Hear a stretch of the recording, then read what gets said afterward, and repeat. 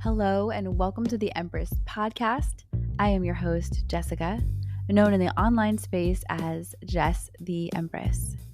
I started this podcast to help you be present with yourself, cope with chaos, and simplify your life. I do this by combining psychology, behavioral science, and the tarot. I have a background in mental health, specifically a master's in clinical social work from USC, and I'm a professional tarot reader.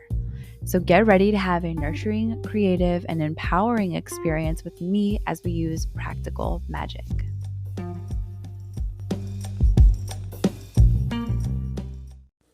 Hello, friends. I hope you're well. Welcome back. My name is Jessica. I'm a professional tarot reader, intuitive, and coach. I guess you could say I'm an empowerment coach. I haven't really advertised that as a label, but I find that's what I do a lot of the time. Help empower other people. And along that topic, we're not going to do any tarot readings today. We are going to get into this idea of power. And I love power. Let me just say, this might be controversial and you might be like, whoa, she's a crazy lady. But the fact is I do genuinely love power. And I see a lot of my clients being really scared to use their power, to step into their power. It's a theme. It's a thing I've noticed. And I thought, you know what, it's time to bring it to the podcast. It's time to talk about this because I want to see you guys feeling powerful. You deserve it. You really do. You deserve to have a healthy relationship to power.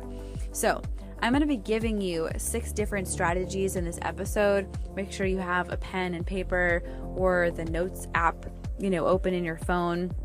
Definitely save this episode. You're going to want to come back and listen to it a few times. I have a feeling. But let's get into it.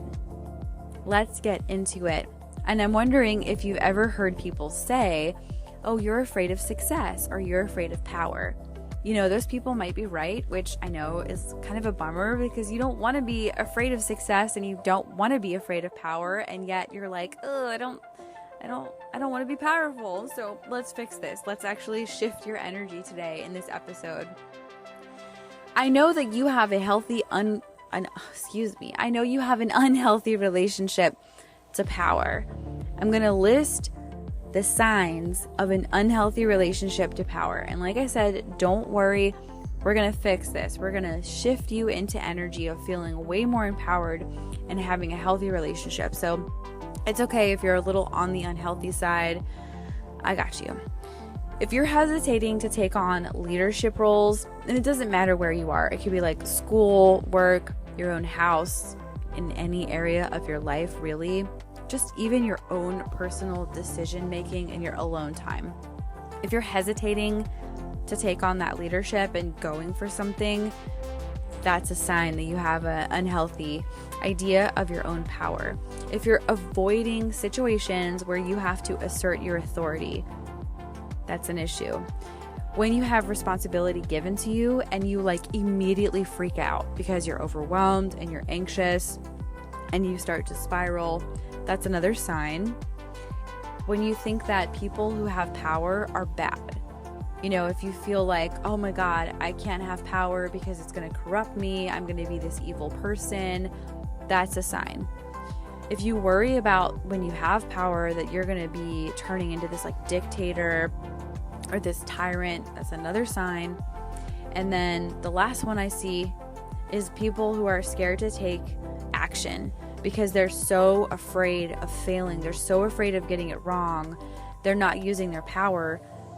So they're just kind of sitting there doing nothing. So, like I said, if you're on this list, it's not a problem. I've got these strategies for you. So I want you to get unstuck. I want you to have a good relationship with your power. But first we have to challenge a few things here. So the first strategy, let's understand the nature of power. Power is amoral, meaning it's not either good or bad. Power is just power. You get to decide what you do with your power. Your intentions and your actions matter. If you don't know what you're going to do with your power, then you're probably not going to do the best with it. And I want you to do the best with it. So I want you to start by outlining your ethics and your morals, your use of this power and how it would impact other people. When you're doing this, when you're looking over your power flex, so to speak, in this way, you're ensuring that it goes in a good direction. Right, in a direction that is going to be creating a positive change and positive impact. I want to give you an example. There's a philanthropist, you may or may not have heard of her. Her name is Mackenzie Scott, and she's given over $14 billion to over 1,600 nonprofits nationwide. And this is a great example of someone who's using their power and influence for good, because they believe in community, they believe in community care and helping out future generations. I feel like it's really important that we put healthy examples of power in front of us, because I'm sure you don't have to look that hard to find examples of negative uses of power. That's almost crammed down our throat every day, of a person who abused their power. And I can understand that we think that power is inherently bad. But the issue with that is you're never going to step into your power if that's what your core belief about power is. You need to neutralize it. That's why I say power really genuinely is amoral. And it comes down to your intentions and how you act as a person with power and influence. Because you have it, whether you want to or not, you do. And how you direct it is important. So consider how you're directing it and consider deepening your intention with power. So the second strategy is challenging your limiting beliefs. Like I said, if all you think that power is just this like horrible thing and you shouldn't have it, and that all people with power are bad, you're never going to take action. You're going to just be so scared of how it's going to quote unquote change you that you're never going to want to, have a relationship to it. And you're just really only creating an unhealthy connection and idea of power. You're reinforcing a negative limiting belief.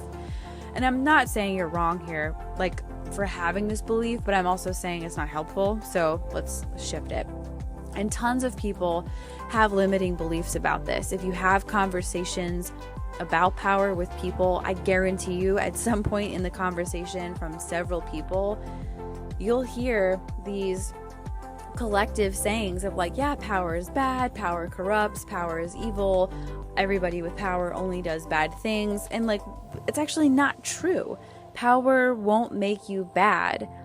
And if you're scared that it will make you bad, what do you need to put in place to ensure that you don't go down the corrupt path, right? Like, you can actually create a safety net here, and you can make a preemptive strike against something that you don't want to have happen. But it takes some forethought, and we're challenging these limiting beliefs.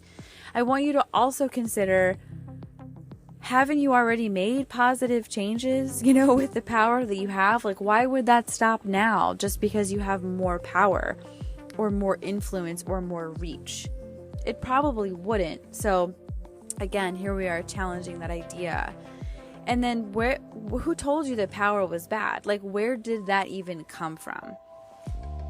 I see a lot of times, people who don't want you to be powerful, they'll tell you power is bad. And you know why? It's because it keeps you powerless. It's a strategy. It's not a good one, but it's a powerful strategy. It works. So what do you want to believe about power? What do you want to believe about what you can do with power? Again, you get to craft your mindset and your belief system. I can't do it for you. I'm just hoping that this gives you a jump start into considering where your limiting beliefs are blocking you from truly stepping into power, asking for more power, and using the power that you already have. All right, guys, our third strategy is we're going to start small. I cannot stress this enough because it's literally the best way to gain confidence. When I say small steps, I mean use what you've got in front of you. So if you're in a meeting, say something. If you're in your household, Share your preferences, make requests, set boundaries. All of that is a use of power. If you can take on a leadership role, no matter where you are, do it. Take on a little bit more responsibility. And then as you start to handle your power, you're going to adjust to it and you're going to feel better. Like I said, you're going to feel more confident, and then you're going to want to take on more and more responsibility, have greater reach, have greater influence. We love that, right? All right, strategy number 4, practice self-care. I see this happening all the time. Like, people who are in powerful places, if you ask them again and again what's important, they're going to tell you something along their self-care practice is a priority to them, and they do not have any, it's a non-negotiable. You know, they're like, I get 8 hours, that's it. Like, it happens. So take care of yourself physically, mentally, emotionally, spiritually. This also helps you build confidence, but more so resilience. There is a lot of stress that comes with power. I'm not gonna lie, but that means you care. Like, if you didn't care, you wouldn't feel stressful. You would just be like willy, crazy, nilly about it and just throw caution to the wind and not think about the impact that you're having. That's not the vibe. So building confidence, feeling resilient, all happens when you're taking care of yourself. So like I said, sleep, exercise, eating healthy, or just adding more greens, to your plate. Spending time doing things that you actually enjoy. Literally the basics, but the basics are often overlooked, and I just cannot tell you how many times I talk to powerful people and I'm like, yo, did you drink enough water today? And they're like, oh my God, I'm dehydrated. And I'm like, yeah, no wonder it's harder for you to make decisions right now. You're not feeling good. Hydrate. Give your brain what it needs to help you. Because decision making is going to be much easier. Using your influence under stress is going to be more natural. To positively use your influence under stress, is going to be more natural when you're taken care of. And I want you to be taken care of, right? All right, number 5, seek support. Y'all, we don't need to be out here doing this alone. And I'll tell you the truth. Powerful people, or people that have a healthy relationship with power, let me say that. Let me stress the healthy relationship aspect of things. They do not work in isolation. Like, they don't just take their ideas to the top and start, pushing policy changes or whatever changes in the household, any type of change. They don't do that without consulting people, okay? They do not surround themselves with the yes men. That is very, very problematic. You want people that have differences of opinions and worldviews and experiences around you, because it's necessary. It's crucial even. That support, first of all, you're going to get encouragement, you're going to get motivation, but you're also going to get accountability. And accountability is huge for anybody in a position of power. No matter how small the power, we all sometimes need a little bit of an accountability buddy to come in and be like, did you think about that? Or you have thought about it, and now I'm going to check in with you to see, did you follow through on what you knew you had to do? This will help you have a balance with your power, not getting too egoic about it. We have a healthy relationship. We have a healthy ego to power. We're not fearing our power. We're not letting the fear stop us, right? But we're also not thinking we know everything and that everyone else sucks and that we can just make changes and it doesn't matter who we impact. All right, that balance, like I said. So make sure you've got your friends, your family members around you, professional therapists, coaches, the people that you can count on. That's who you want to surround yourself with. Whatever your support system looks like, bring them in and ask them for some feedback about how can you have power in your life. I'm sure they're going to give you some ideas. All right, you guys, lastly, number 6, embracing failure. Remember I said at the beginning that a lot of people are so afraid of their power that they don't even use it. They're afraid of failure. I don't want you to be afraid of failure. I want you to normalize failure. Failure means that you actually care and that you're trying, and that's a really beautiful thing. So take action. I need you to accept that you're going to get it wrong sometimes. Like, you need to face that reality. But what you also need to do is understand that the follow-up after the failure is what matters. If you've harmed someone, then you need to figure out what you're willing to do to get things right, to make it right, and to repair. That's what counts. You can set the best intentions and still do harm. That's okay. I'm not saying it's like, oh yeah, we love it, thumbs up, but I'm saying like you have to give yourself grace here. You have to give yourself permission. Because you're not perfect. No one's perfect. You're human. You're just going to mess up. You're going to have setbacks. It's a normal part of the growth process. And like I said, it doesn't mean that you're like weak or anything. It just means that you've got a lot of opportunity to grow and to learn and to improve. And we love that because you're on the trajectory of continuing is key word here, using your change for positive impact. I love this, right? Overcoming your fear, it does take time. You know, the fear of power, it takes time. But I'll tell you that it's definitely worth your effort because having a healthy level of power is important for creating change. If you want to create change, you need to have a healthy relationship to power, point blank, period. Specifically your power, you know, and people hand power over to you without you realizing it. Some of y'all listening, you may be handing some of your power over to me by thinking, oh, she's an expert. She knows 100% what she's talking about. And I fucking hope you don't say that to yourself. I'm going to challenge that and be like, I'm going to get it wrong. You know, I know some things, but I don't necessarily think I'm like an expert at anything really. I have a lot to learn and I have power. Part of it is, you know, you're giving it to me, but also it's that I'm using my podcast and my platform to help people really be empowered in their own day-to-day lives, right? And focus on the things that they can control and from that place feel better. I mean, I genuinely believe that, and I do hope that I do have that impact. But I'm gonna mess up sometimes, you know, I am. But I'm not letting that stop me. There'll be more podcast episodes. Y'all will see my face on the internet, you know. Anyway, but I know that you guys, I want you to have a healthy relationship to power. I want you to feel good. You know, I want you to feel like you matter. I want you to feel like the impact that you have matters. So be persistent.